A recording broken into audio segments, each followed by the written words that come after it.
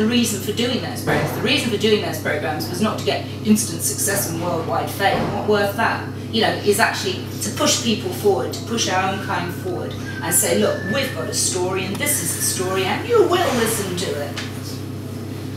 I'm going to go way... That was a bit more than you'd anticipated. But I don't want to answer. I'm going to go way, way, way back now.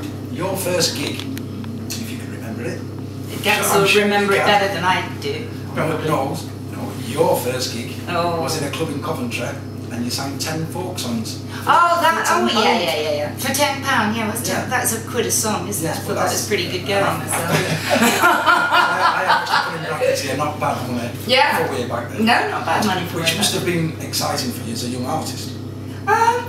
I never ever looked at anything as being exciting. I just thought, right, well, we can do this now. I'll get on and I'll do this. And it was like a stepping stone, because at that particular gig was a guy called Lawton Brown, who Gaps knew at that time, and he was a rhythm guitarist in his own right and wrote songs. And he came up to me after the show. He was the only black person there, I hasten to add. He came up to me after the show and said, "Hey, do you want to come and write some songs with me?"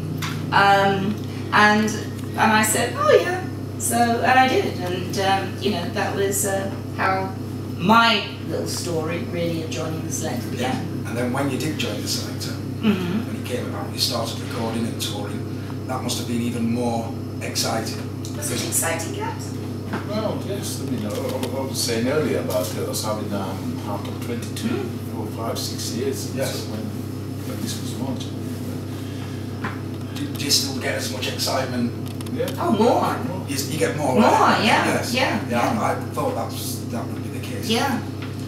You mellow as you get older. Do you know what I mean? Things that used to irritate don't irritate anymore, and all those kind of things. And like Gab said, you become tolerant of people and stuff, which always helps. I'll aim this question at Gabs. Do you think there is still a ska scene in Britain, and do you think it will ever be as big as it was during the late 70s, early 80s? I don't think it will ever be as big, but I'm sure there will always be a ska scene. Yes.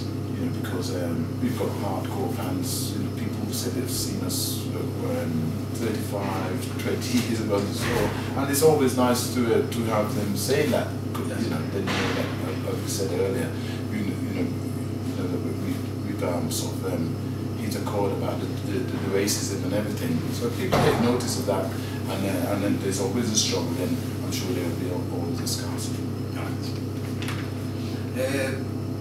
The last time I saw you, was at Sheffield Track Night. Oh yeah, that was a great gig, wasn't it? Yes. It was really good. I've actually got a photo there.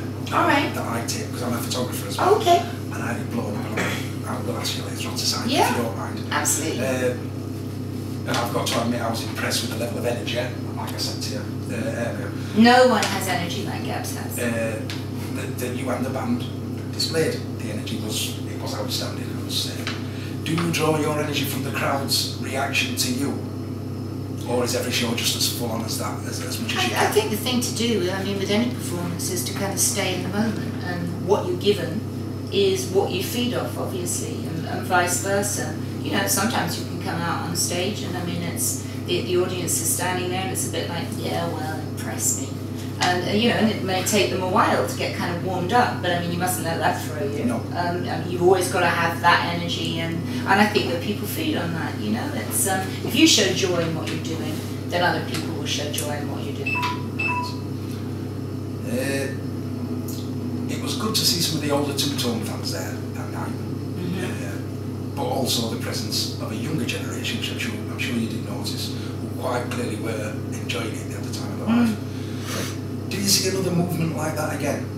Well, there's new bands, there's new ska bands out there, you know, like the Skanks, DeMel's Tea Party, and all these other, the Delegators, you know, there's new bands out there that have looked back at, I guess, you know, like the Selcter and the Specials and all that, and they've looked at us like how we looked at Prince Buster and the Scatterlights when we were young. So it's just a little bit like kind of passing the baton at the moment. I think what I would like scar audiences to do is to invest their time and go and see those bands as well. You know, make it a thriving scene. Don't just make it about, oh well, I'll wait for the Specials or Madness or, you know, the Selcter to come round or the Beat. Yeah, but to actually get out there and invest time in nurturing those young bands and bringing them along. I know you've got a great affection for the late Amy Winehouse.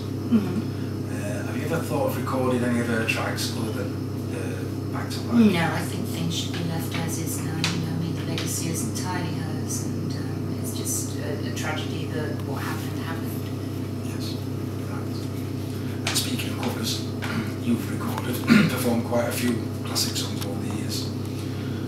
How would you feel about releasing a Pauline Black album entirely of songs that are close to your heart? Because I've actually heard some of your covers and well, I've actually got a Pauline Black album which I wrote myself, so I'd rather release that first. No, I leave all that sort of stuff to. We like to do the odd cover, yes, you know, within the Selcter. That's good. If you feel as though you can bring something to it, but you know, all that kind of UB40 labour of love nonsense, that's best left to UB40. Particularly when UBs. When you're writing songs, you're not bees.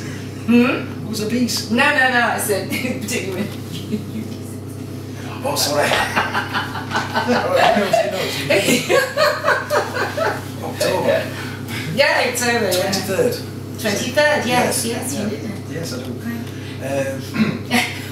When you're writing songs as a band, what is your main source of inspiration?